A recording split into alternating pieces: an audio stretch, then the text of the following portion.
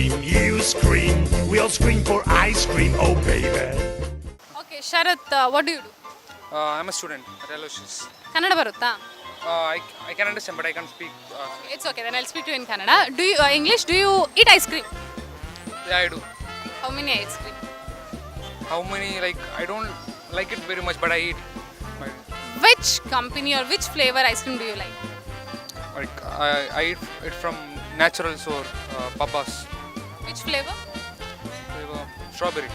Strawberry. So I'll ask you a few general knowledge questions regarding ice cream. Okay, I hope you can answer. Which month is celebrated as ice cream month? No idea. Okay, which day is celebrated? At least you know the date. Date? No. What's special this Sunday? This Sunday. Like, about ice cream. 19th. 19th. Ice cream day? Is it ice cream day? Ice cream day. What's special on third Sunday of this month? Third Sunday of this month. No idea. Okay, so 19th was a guesswork. Third Sunday of this month is 19th.